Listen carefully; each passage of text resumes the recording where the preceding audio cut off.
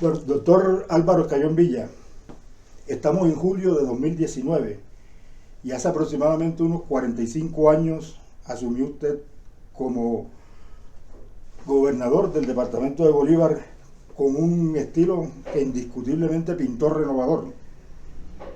2 meses después, el país se sorprendió por el anuncio del desarrollo de una serie de diálogos del gobierno nacional con el entonces acorralado Ejército de Liberación Nacional. Se debatía en una lucha interna que había condenado a muerte a Fabio Vázquez y a los principales fundadores de eso, y además sometido a una arremetida del ejército en las regiones de Santander, del sur de Bolívar y parte de Antioquia. ¿Cómo se iniciaron esos diálogos que contaron con la presencia de usted como gobernador de Bolívar, región pues en la que había ido a refugiarse el Ejército de Liberación Nacional, y el acompañamiento del entonces consejero presidencial Jaime Castro Castro? ¿Qué? Pues las conversaciones las tuvimos antes de llegar al gobierno. Yo solía visitar lo que se llama el sur de Bolívar, es decir, San Pablo, Cantagallo, toda la región del sur. Y antes de las elecciones se me presentaron unos señores a decirme que ellos estaban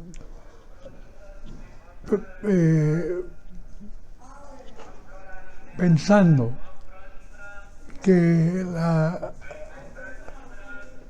guerrilla no tenía ninguna posibilidad de éxito y que lo que querían era buscar una fórmula para hacer la paz, sin condición ninguna, diferente a que no fuera el ejército, porque en días anteriores había muerto Camilo, el gran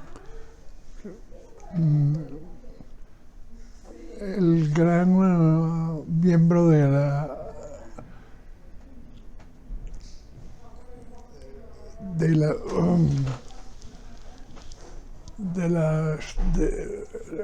términos de estudio en la Universidad Nacional. Él, como miembro de la religión católica, tenía una posición muy clara y quería participar en esas conversaciones, pero esa fue la parte rara. Lo mataron,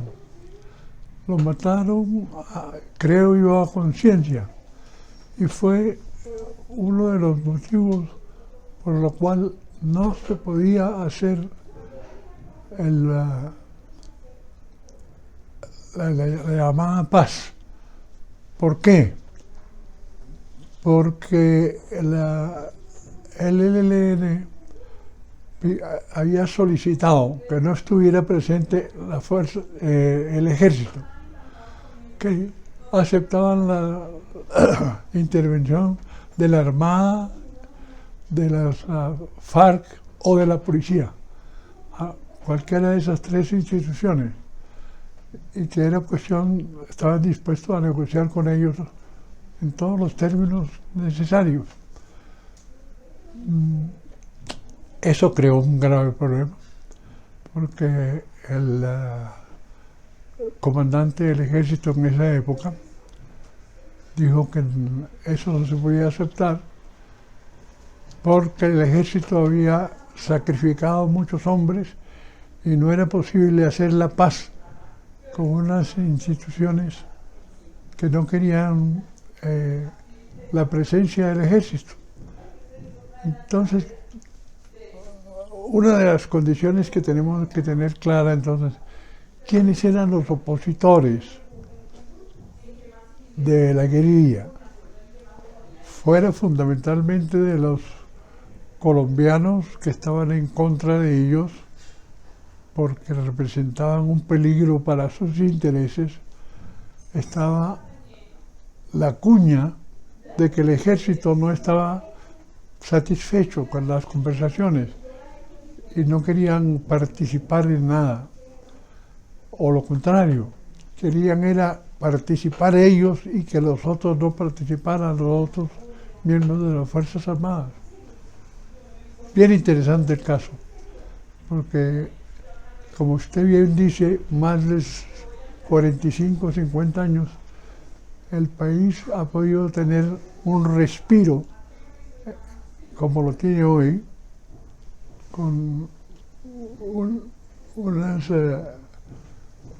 conversaciones amplias sobre lo que representa la guerrilla, sus aspiraciones y las condiciones que le pone el gobierno para eso.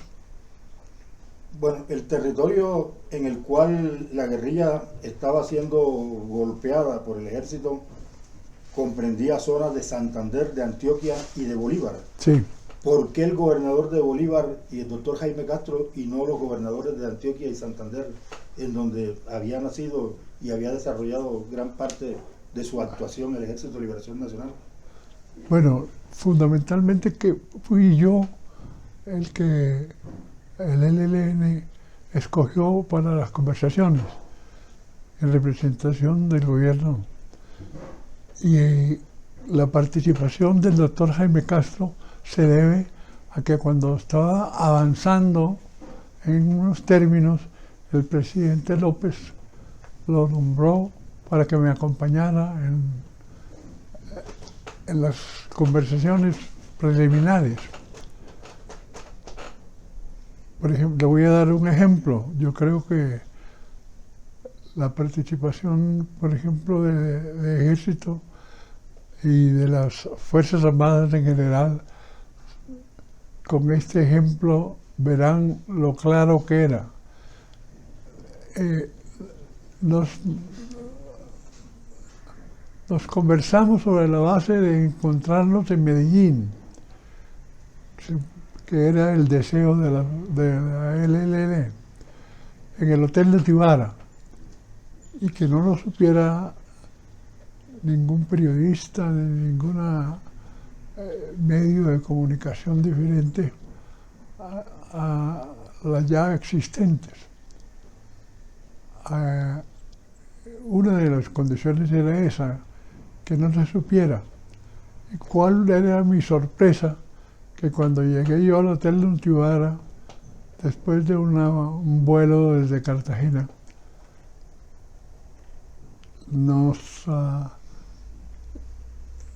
sorprendió que lo primero era por los autoparlantes diciendo que había una comunicación para el gobernador de Bolívar, Álvaro Escayón Villa, y que por favor pasara el teléfono. Yo estaba registrándome en ese momento y cogí el teléfono que tenían la entrada del hotel, y resulta que no apareció nadie, nadie me contestó. Entonces, la suposición más clara en todo esto fue: alguien de las Fuerzas Armadas organizó la llamada en el Hotel de Tibara, primero para que se conociera que yo estaba en Medellín, segundo que yo estaba en Medellín para alguna causa diferente a la que me correspondía como gobernador de Bolívar. Allí hicimos todo el encuentro, y entonces yo le pedí al presidente López que ojalá me acompañara algún alto funcionario del gobierno en las conversaciones, porque tenía algunos inconvenientes, y esos inconvenientes eran más que todo con las Fuerzas Armadas, y yo no quería crearle un problema al gobierno recién llegado, y tampoco podía dejarme imponer por ellos. Se ha comentado mucho, doctor Escayón, desde esa época hacia acá, que en el lobby del Hotel Nutibara hubo una conversación bastante caldeada entre usted y el comandante del ejército de entonces, general Álvaro Valencia Tovar, quien después fue muy famoso por un famoso ruido de sables que obligó a que el gobierno del doctor López Miguel se lo llamara a calificar servicio. ¿De eso qué recuerda? Es decir, las conversaciones con el general Valencia era para informarle que yo estaba autorizado para hablar en términos del gobierno con el grupo guerrillero sobre unas bases, y que desde luego si él no conocía esas bases y no tenía su autorización del gobierno, pues no podía participar conmigo. Entonces él se sintió ofendido, no conmigo, sino con el gobierno y en general con las personas cercanas al presidente López en Palacio. De ahí a que el presidente haya nombrado a uno de sus consejeros más apreciado, como es Jaime Castro, para que me acompañara en todas estas conversaciones. Bueno, empiezan a aparecer nombres dentro de toda esta historia que acompañaron el proceso que se lideró en cabeza suya.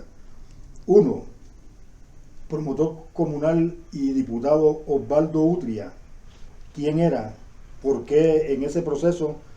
Y también el grupo de estudiantes de la Universidad de Cartagena que acompañaron este proceso, lo mismo que un conocido médico que también estuvo pues presente en el proceso y que fueron de las personas con las cuales usted tuvo pues mayor acompañamiento dentro de todo esto, que fue un intento fallido de negociación con el ELN.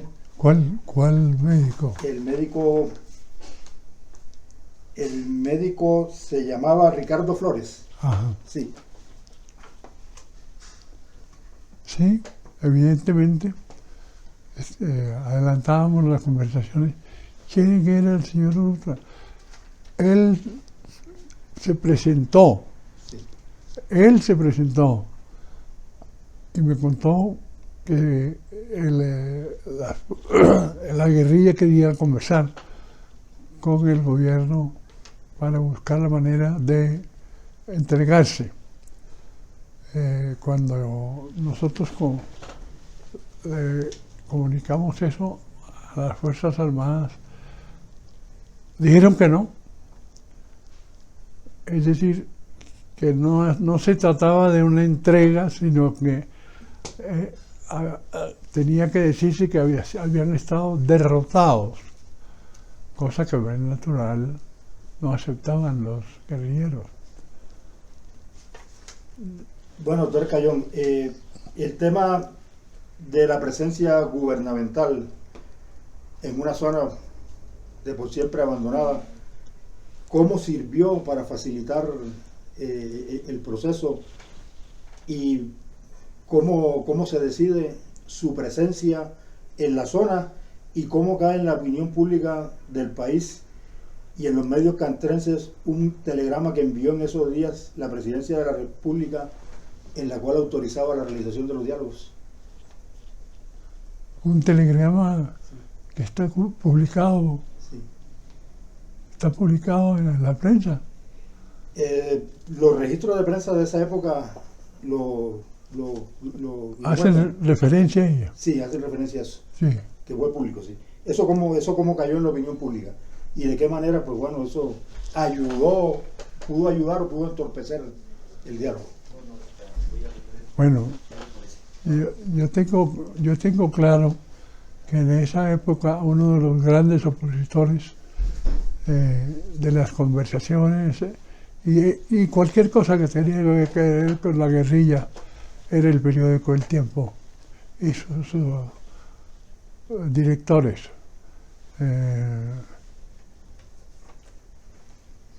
Lo que no está muy claro es qué autorización tenían ellos dentro de el periódico para hablar en nombre del doctor Eduardo Santos, que era su propietario, etcétera. Muy pocos aceptaban las conversaciones. No eran partidarios de conversaciones con la guerrilla, no eran partidarios de aceptar algún condicionamiento, no eran partidarios de lo que estaba sucediendo en ese momento, las conversaciones, etcétera.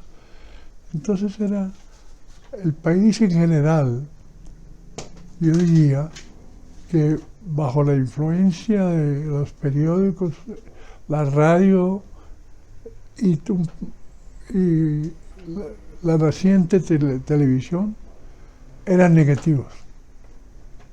Es decir, yo no encontré un respaldo diferente al del periódico El Espectador, donde don Guillermo Cano y don Lucio Duzán me ayudaron y me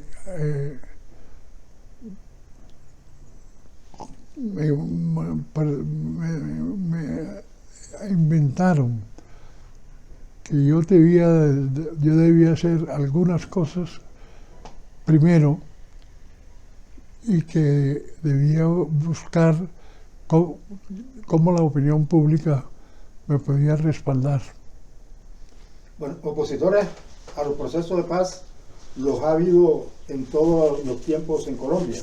Exacto. Empezando desde la paz del Wisconsin, en donde la guerra que se acabó con ese proceso, la de los 1000 días, se hubiera podido evitar si hubiera existido un diálogo previo, y que ha demostrado además que los procesos de paz no han sido malos, que los dos grandes partidos colombianos pues tienen muy arraigadas sus orígenes en haber sido guerrilla, haber promovido guerras civiles, y que las dos grandes guerrillas mayores del país en toda su historia han sido el Partido Liberal y el Partido Conservador en distintos tiempos. Sí, señor. Sí.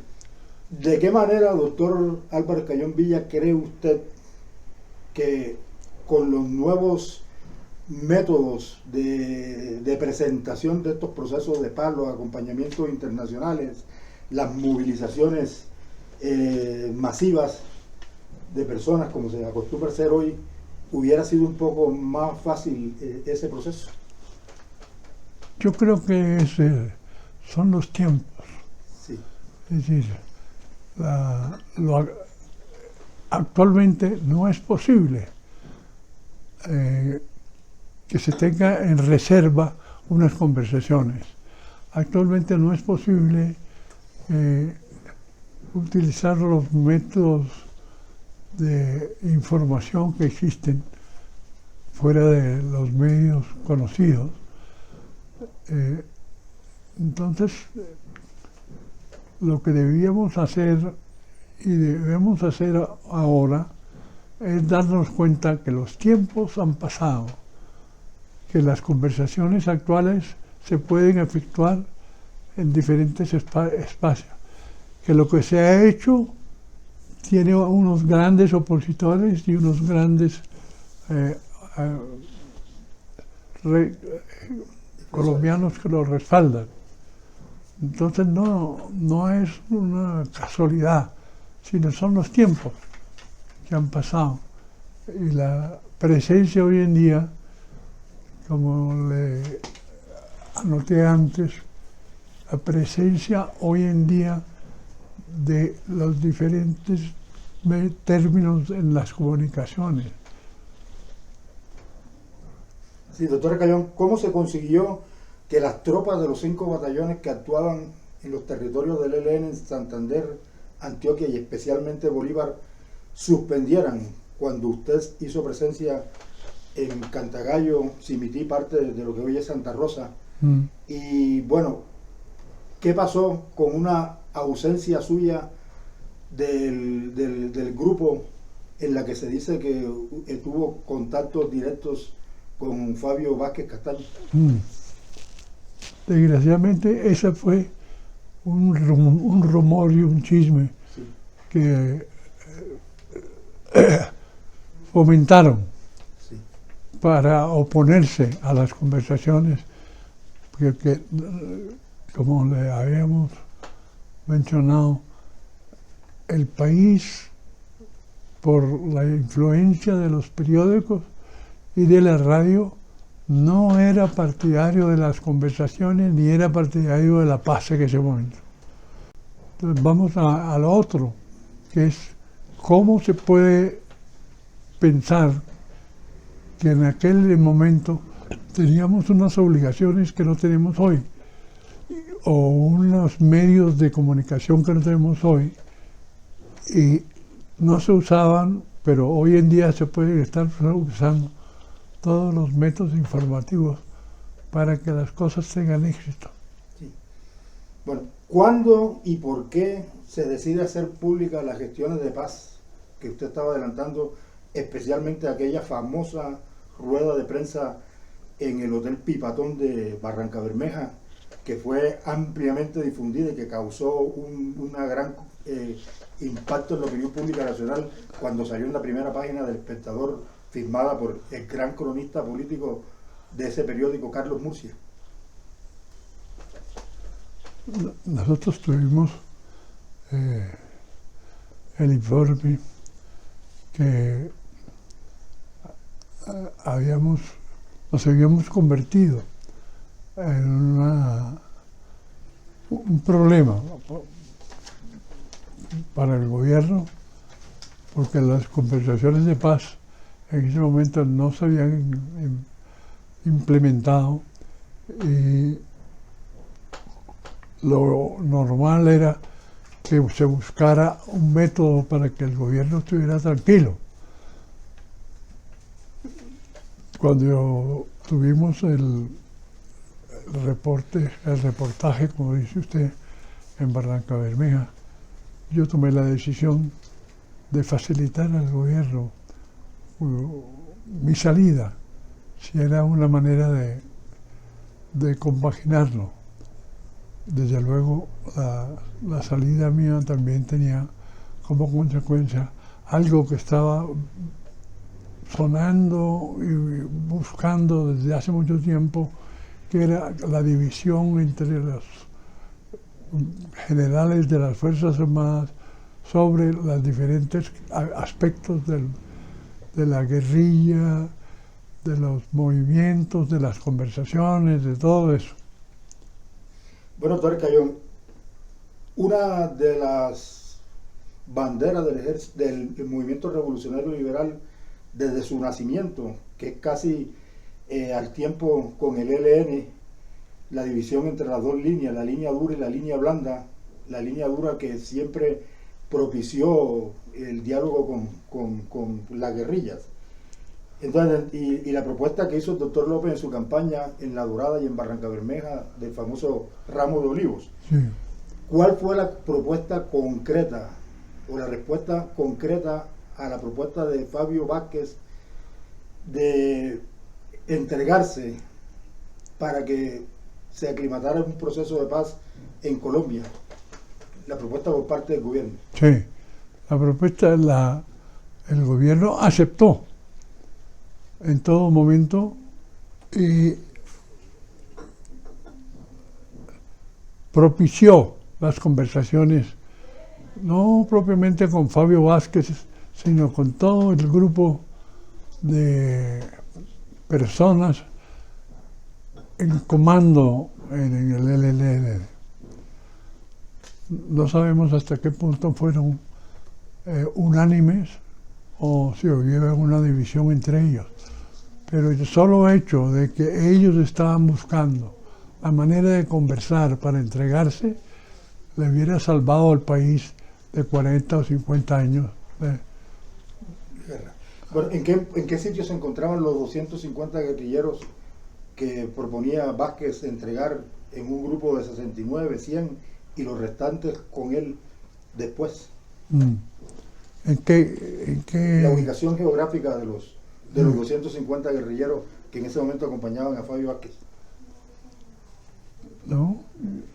Es decir, las condiciones de ellos no eran muy malas. Ellos más que todo tenían problemas de abastecimiento y creo yo probablemente de conseguir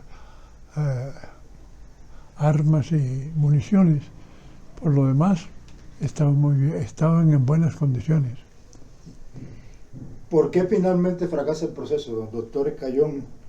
¿Y qué ocurrió después en lo restante del gobierno de López Michelsen con su propuesta de ramo de olivos? Pues nosotros participamos muchas veces después del gobierno de López. Todos los otros gobiernos tomaron los pases para buscar las conversaciones de paz. En eso no nos podemos equivocar. Lo que sí está menos claro es si los gobiernos posteriores del doctor López, el doctor Turbay, el doctor Pastrana, etcétera, tenían o no tenían el deseo de buscar la paz, o si eran solamente las apariencias que daban sobre el tema. Durante esos gobiernos siempre se nombraron comisiones para estudiar con él. Y yo tuve el honor y el placer de que los gobiernos siempre me nombraran en esas comisiones. Nosotros esas comisiones tuvimos muchas diferencias, pero los liberales, que éramos los protagonistas en todo esto, estábamos muy firmes con el gobierno para respaldarlo en cualquier actitud que tuviera. ¿De qué manera influyó, doctor Álvaro Escayón, la apertura de las relaciones diplomáticas de Colombia con Cuba después de casi 15 años de aislamiento? ¿O fue consecuencia esa apertura de los propósitos que tenía el gobierno del mandato claro de llevar a cabo este proceso con el ELN? Bueno, las relaciones con Cuba eran algo que durante la campaña política el presidente López anunció, porque él pensó, yo creo que con toda razón, que tener marginado a Cuba de todas las conversaciones interamericanas y participaciones panamericanas en los problemas del continente no le prestaba ningún buen servicio a los colombianos. Siempre se ha comentado que el coste político que tuvo el doctor Álvaro Escayón Villa con este proceso fue bastante alto. Ha habido algunas personas que hemos coincidido que eso, y después los diálogos que se dieron en la Embajada de la República Dominicana para la liberación de los rehenes del M-19, fueron la base para el proceso de paz que se adelantó con Belisario Betancur y que finalmente prosperó con el M-19 y otras guerrillas durante el gobierno de Virgilio Barco. Bueno, yo lo de las conversaciones en la Embajada Dominicana no participé. Sí. No participé, entre otras razones, porque el gobierno no me pidió, el gobierno de ese entonces no me pidió. Pero se adelantaron muchas cosas en esas conversaciones, especialmente el gran problema o la gran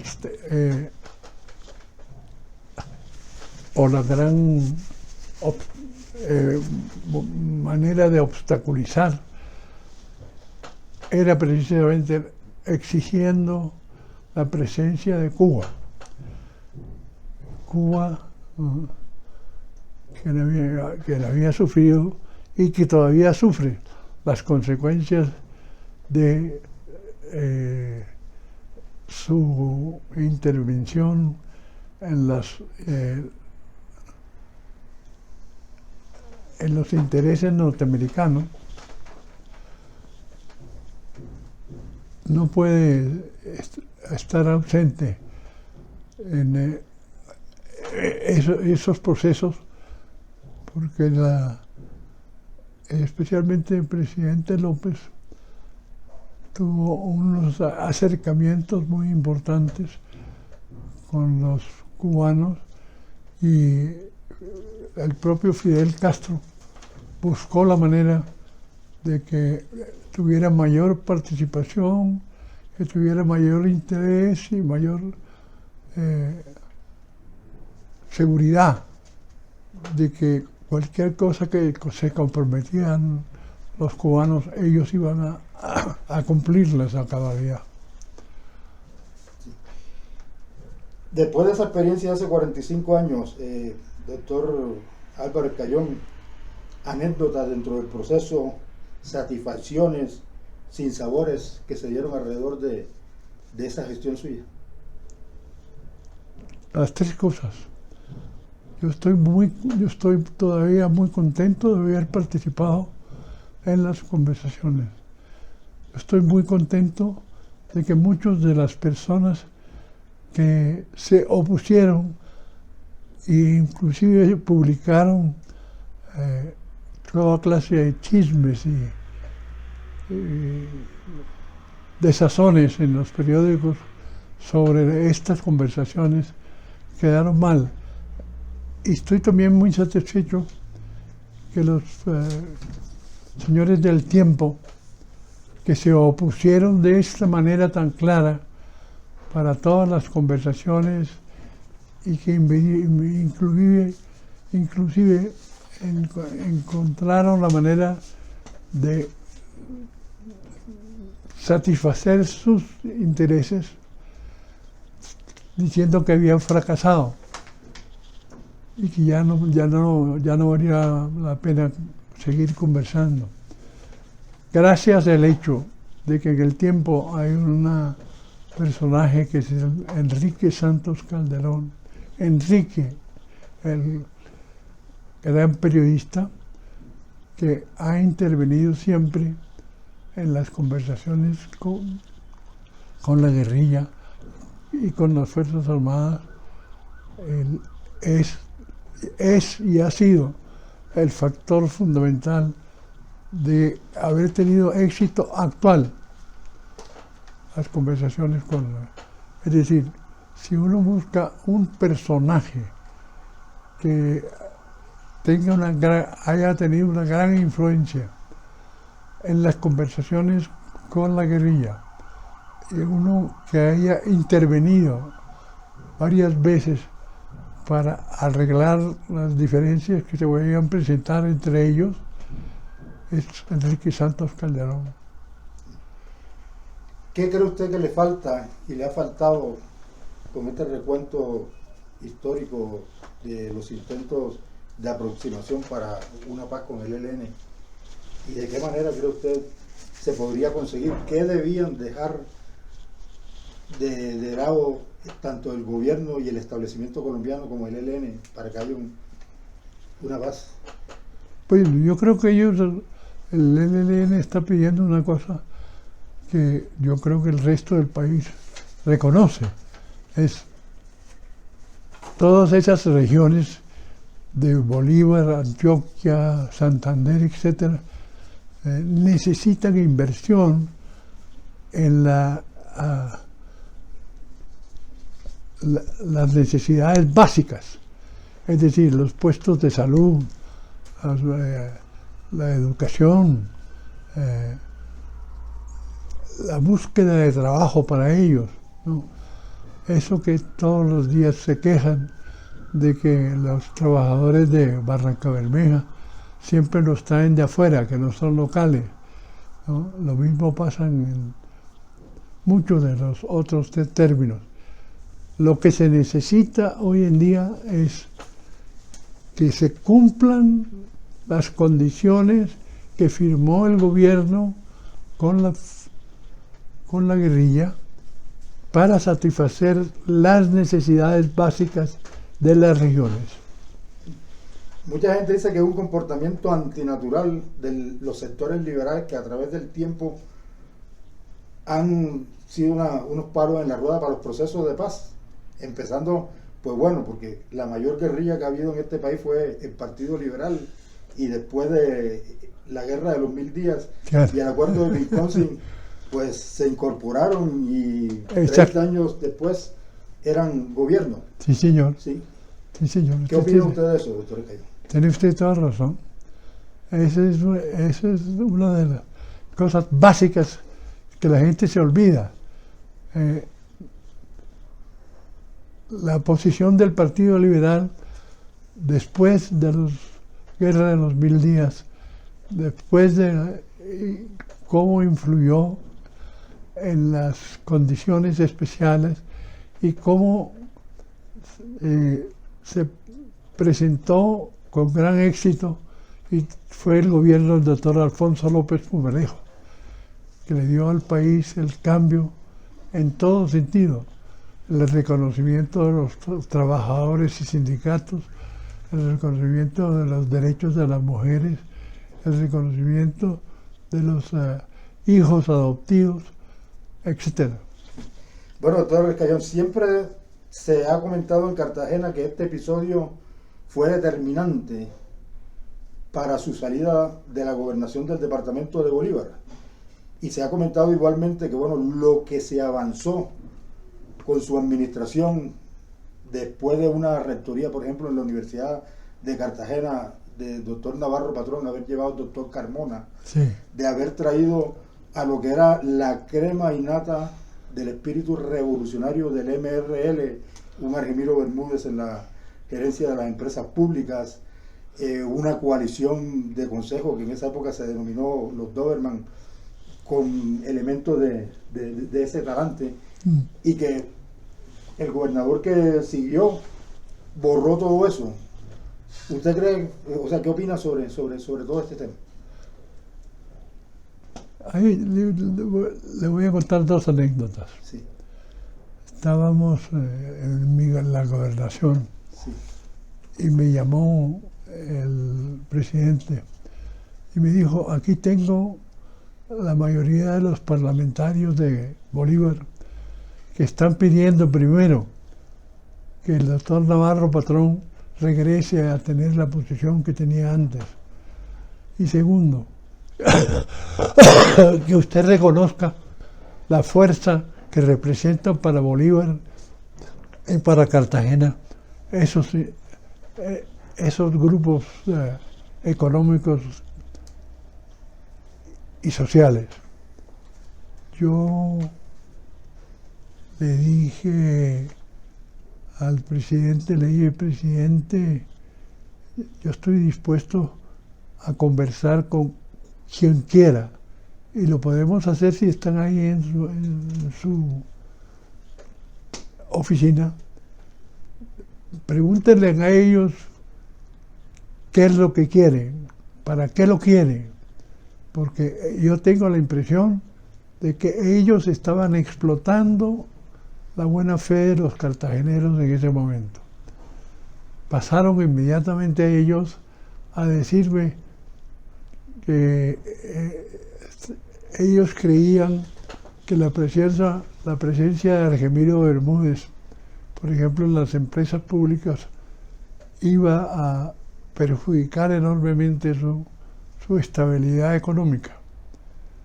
Entonces, yo le dije al doctor Bermúdez, que estaba conmigo en ese momento, que si él quería hacer alguna anotación. Me dijo sí. Entonces pasó al teléfono y dijo: yo sí tengo un gran interés en que la situación económica de las empresas públicas de Cartagena tengan un mejor futuro, que no se sigan robando la plata como se la han estado robando. Entonces saltaron ellos a decir que esa era una arbitrariedad que ellos no aceptaban, ¿no? Que cómo era eso de que él los está acusando a ellos de estar robando, cuando lo que probablemente está pasando es que él, Argemiro, y su grupo estaba tratando de robar o robaron ya a las empresas públicas.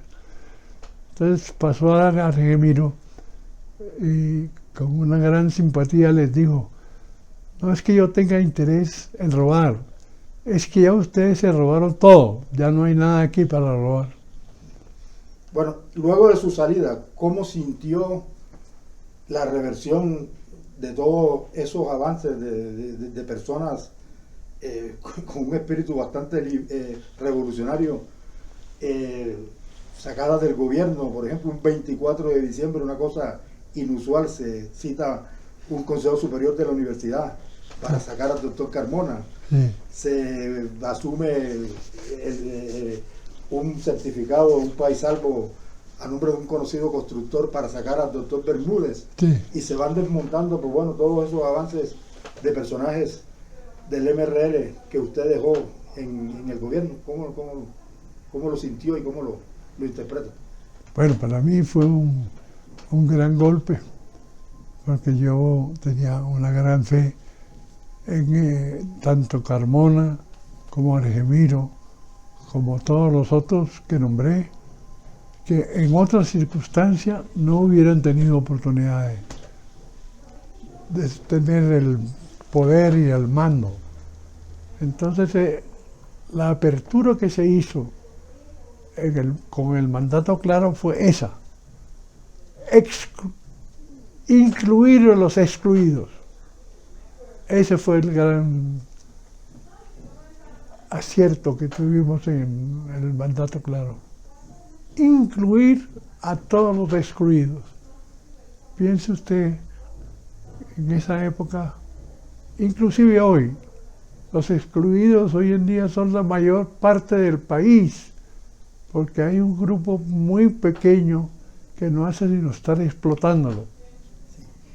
¿Qué tanto influyó el ruido de sables que organizó el general Valencia Tovar en ese cambio que hubo después en el mandato claro?